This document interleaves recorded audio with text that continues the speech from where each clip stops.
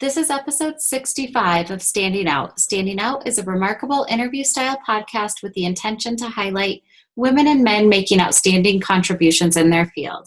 This podcast is generously sponsored by Think Global. Think Global is a business advisory firm working with women entrepreneurs around the globe to scale their businesses to the next level. Today, I'd like to welcome Anke Corbin. Anke is founder and CEO of GlowBig.co, an international expansion marketplace that provides global on-demand knowledge, digital tools, resources, vendors, and connections for HR teams and CEOs to accelerate global expansion. Her background includes executive positions in sales, marketing, and product management and business development for technology startups and enterprise companies, including MapQuest, Time Inc., Times Mirror Magazines, Splick.it, and more. Anke has a master's degree in integrated marketing and enjoys traveling, languages, skiing, hiking, biking, cooking, and enjoying food with family and friends. Welcome. Thank you for being here. Thank you so much for having me. You're welcome. So when I read your bio, you sound like such a Colorado person with skiing, hiking, biking. Are you a native or did you move here? We're actually immigrants. So my parents and my brothers and I immigrated. Well, actually, I was the only one at that point, but my brothers were born here in the U.S. We immigrated from Germany, but we've always enjoyed the outdoors and we've had an opportunity to move around, and we always come back to Colorado because you're right, we really are Colorado people. You found a great place for all of that. How did you make a shift? Absolutely. Yeah. How did you make the shift from being in corporate positions into the entrepreneurial world? So it's interesting. Everyone in my family is an entrepreneur, and I started my career in entrepreneurship, and the companies that I was working at would get acquired by larger companies, which is how I would end up in more of a corporate environment. And that was a really wonderful thing. I had all these opportunities to do really interesting things at these larger companies. But then at one point I found I just had this desire to get back into being an entrepreneur. And so I always had the drive. And thankfully, the companies that I was at were just so great at harnessing that and allowing me to be an entrepreneur, which is being entrepreneurish inside of a company supporting that. And so I had I've really enjoyed both parts of it. But I think my DNA is absolutely entrepreneurship. And isn't that so valuable for large companies to embrace and foster that entrepreneurial spirit? I'm glad you had the opportunity to use some of that, Right.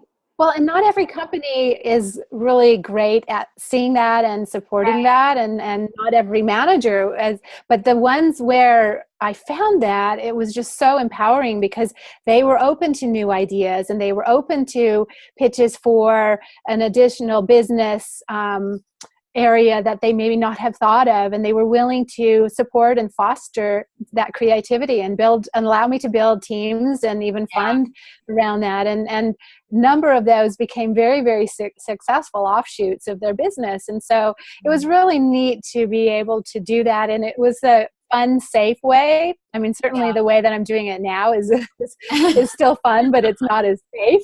Sure. A little risky, right? That's right. Where did this idea for GlowBig come from?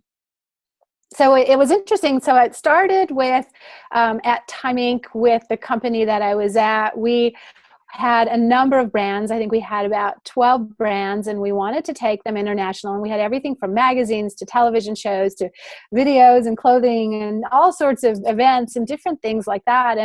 And there really wasn't this great path for taking a company into a new market. And so we had a lot of hard work trying to figure that out, because every product line was different, every country was completely different, and there just weren't any great resources. And then I found at MapQuest again, we were looking at how do we do business internationally, and what does that look like? And again, I was part of the team trying to figure that out. And then I went to a mobile development company for multi-location restaurants called Splick.it, and we had almost 15 times the inquiries for our platform internationally. But the Oh, challenge was wow. really, really great to go, all right, what kind of data privacy do we need? What kind of payment is allowed? What are Oh, all the things around data storage and data usage? Can you do push marketing? Can you not do it? Like what does every country allow, and how might we take our platform and make it available to new countries? And I thought there's got to be a better way. So yeah. I kept asking other companies, and really big, wonderful companies that had great international businesses, how they approached it. And I found that all of them approached it pretty much the same way. Is it took a lot of research and a lot of manpower and a lot of figuring out. There wasn't a good blueprint for doing this, Right. a kind of a framework for companies. And it was hard because you had to find connections, and you needed to put your team together of experts and kind of enable your own team to learn about it. So I wanted to build a technology product that helps with that, and kind of shortens that learning curve, Yeah. and figures out how do you create that framework. And so that's what we did with the help of some of these awesome mentors. And it sounds like the old way, so to speak, is so much trial and error and so much you don't know what you don't know sort of situations. As you were listing those items of, can you do push marketing, can you do this, how do you get paid, my brain was Mhm. thinking, oh my gosh, it's so easy to forget 100 of Right. those. You know what I mean? Right. And what what are the really big hurdles? Like, Yeah. email marketing is a really big deal in certain parts of the EU and in others. And it's so different than what we think of doing here. So the familiarity and the regulations and that's not even looking at the culture and the people, right? Yeah, So yeah. I mean, I think the reality is there are always a lot of unknowns, and Mhm. we make a lot of assumptions. And especially with lean methodology and the way that most agile companies start up anything and test anything, that same philosophy is what we use to help companies go into new markets. Is how much of this unknown can we, how many of these assumptions can we validate or invalidate? How much of this can we get more information around so that they're not all unknowns? Because Right. maybe it's not even a great market for you, but yet you think it might be. And so you're putting this great plan together and putting all this money behind it. And then many companies don't succeed because I think that they're not ready, and they're not they didn't do their homework. And it doesn't have to be expensive heavy lifting. You just have to do some of this in advance, and then finding kind of the right team of experts to support you in that, because you should probably not do it alone. Sure. Are most of your users large enterprises, or are they also startups that are using your product? So we initially wanted to focus on fast growing startups. Okay. So that's who we market to. But who's found us, because we do a lot of influencer marketing, we have a lot of really great content, and we do podcasts and all sorts of Yeah. things to help make that journey a little bit less unfamiliar. Sure. We found that we're attracting everything from 29 countries all around the world. We have Wow. almost 4,000 companies that are using global resources now and kind of involved with us. And it ranges from solo entrepreneurs in the middle of nowhere, some country that I would never have imagined, to very, very large enterprises. But our market we've been going after has primarily been these fast growing, Oh, what we that's so consider like interesting. SMEs and technology Yeah, companies. But yeah. we're starting to attract very, very large companies, because I think they're not getting that information from Right. anywhere else. They just don't have the system. And if it works for one Yeah, business model, it at least gives a framework for a different type of company too. What, you know, that's a, right. a Because check, they're starting from nothing scratch as else, well, and right? they just have more resources. Right, right. What Right, would you say right. in this journey, what would you say is an unexpected challenge that you've had in starting this company? Yeah, so there's two really big ones that come to mind. The first one is we tried to do all of our validation work in advance, just like you would want to, right? We talked to a lot of companies. We had questions, and overwhelmingly, many of them said, yes, of course, we need these resources, and we want to learn how to do this, and we really think this would be really super helpful. And what we found is what people have the good intentions around are not necessarily where they have the time and effort around. So they wanted to become more knowledgeable, and they wanted to do this. So we started with this really, really in-depth knowledge base and all this deep research and helping them to kind of dig in. And that was just so overwhelming to our companies. What they really wanted was much more hand-holding and introductions and kind of having someone really take care of it, because while we had the great intentions of learning, it's not their business. Like, they don't want to be international expansion experts. They just want to do a really great job going there. Right. Right. And so that was kind of an initial challenge. We had, I think, overdid and overassumed how much everyone really wanted to know. Right.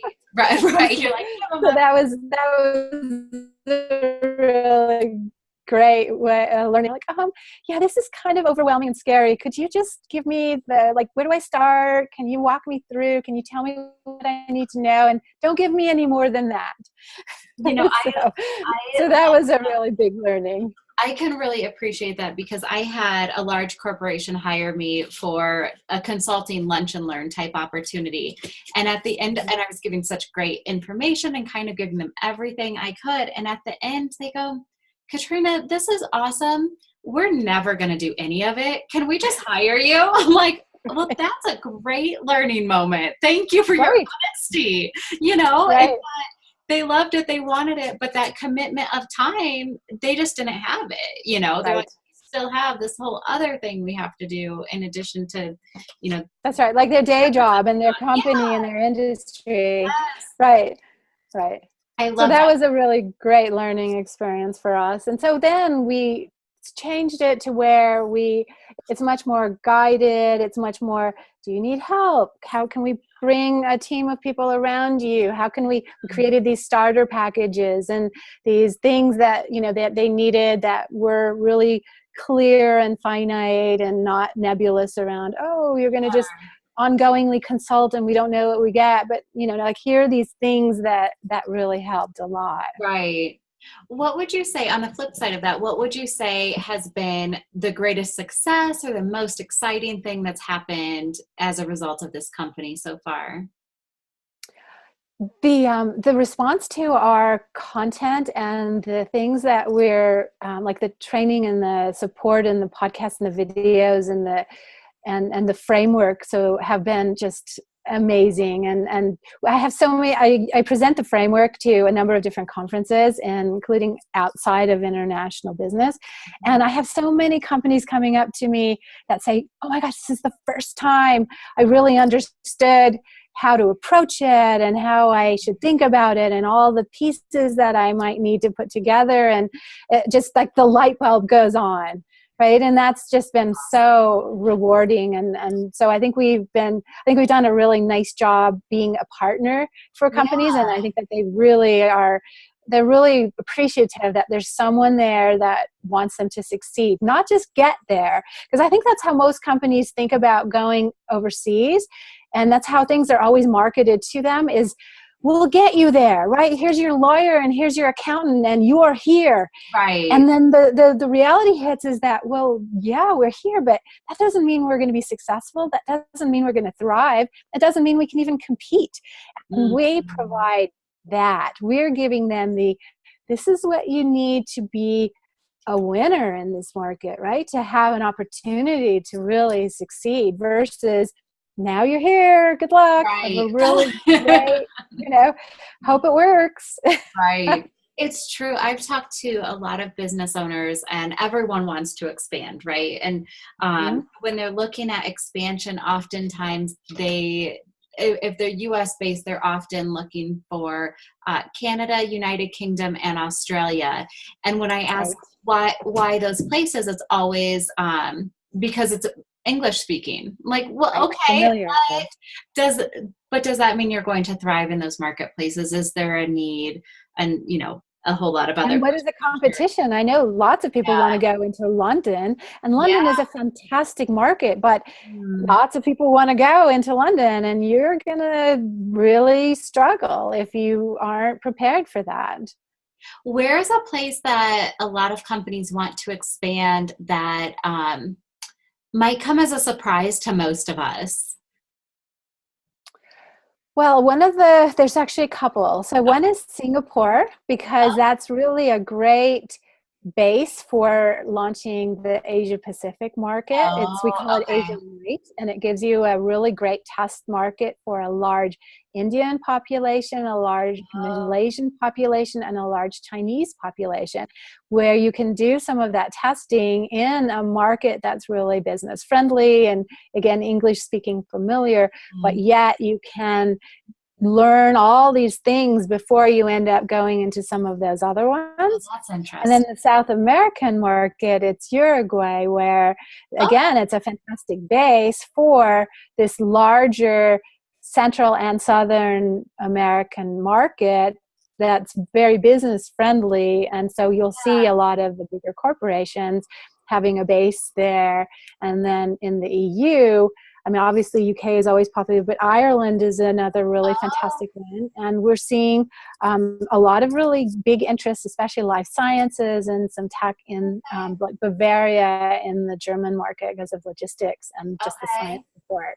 Well, I So, never would have thought of Uruguay. I would have taken 100 guesses and not gotten there. That's right, interesting. Are there, right.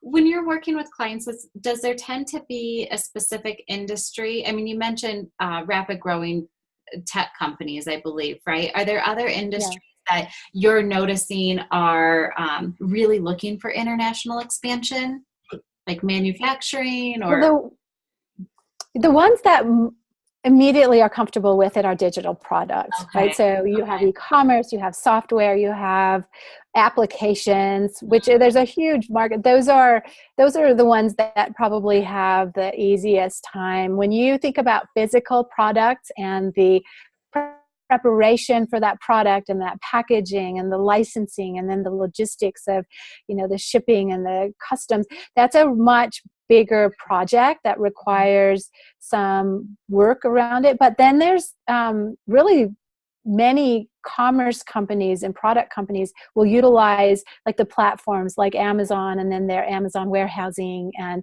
things like that. And then each country has versions of that as well. But those are safer ways of doing it. But the companies that are, I think, much more, it's just easier for them are the digital product companies because it's a lot less planning and sure. preparation and that sort of thing. Yeah, it seems like a few less steps on that A avenue. lot less steps, and a lot of times manufacturing companies have to even replace products and really make them differently and Oh, mhm. test them, and so there's just these time constraints, and there's a lot of costs associated, and even some serious logistical challenges Okay. as well. That makes sense. That's all very interesting. As we wrap up, my last question is about what's on your radar. So, as an industry expert, what are you thinking about and talking about that you think in a year or two from now is almost going to be like a hot topic that we as non-experts will know more about? Well, I think there's a ton of things in the space. I think that more things are going to be produced on site with all the 3D printing. And so shipping and logistics are probably going to completely shift in Oh, how they do that's things. So many more physical product companies may not be actually having to go through all of the logistical challenges in the near future. It's happening a lot more where you have local resources being pulled and local production being done that we would not have seen in the past. So international shifting. And then the biggest thing from my perspective, and this is something I think McKinsey did a report on this not too long ago, is right now the US has, I think, 300,000 or so companies that are what I would consider more global or doing international Okay. business. Mhm. We only do maybe 3% of our companies here. The rest of the world does anywhere from 10 to 80%. Wow. So much more, they are much more global thinking because we have such a US market. But digital international digital business is probably going to attract another 300 million businesses, and your competition is going to be anywhere in the world, not in next door. And so Right. it's the time now is to start thinking about, if I'm an online product, if I have a product of any sort, I am no longer just a local company, right? You have to think, how do I take advantage of this? And how do I build a global business? How do I think global? And what does that mean for me and how I do business? So I think that mindset is really, really critical for every one of us, because our competition is no longer only going to come from our surroundings. It's going Yeah. to come from anywhere. I think you are so spot on with our company. I started this company after I had lived in Colorado for 2 weeks. So I basically knew no one. And we have always been a national company as a result of that. And when people ask, when people either give mentorship advice, they always say, we'll start local and then go statewide and regional and national. I'm like, oh no, we just start national. So we've defied rules on that. And I think there is so much value to keep your eye on what competitors are doing nationally or globally rather than just locally, and that helps give you a competitive edge. It also lets you see expansion opportunities, and it's given us a lot more opportunity to start bigger too. Yeah, and just to think of yourself as an immediate, once you're online, once you're digital, you are an international player. And how do you want others to see you? And how do you want to build upon that? How do you want to take advantage of that? Yeah, definitely. Thank you so much for being here. That was amazing insight. Absolutely. Thank you for having me. It was really fun. You're welcome.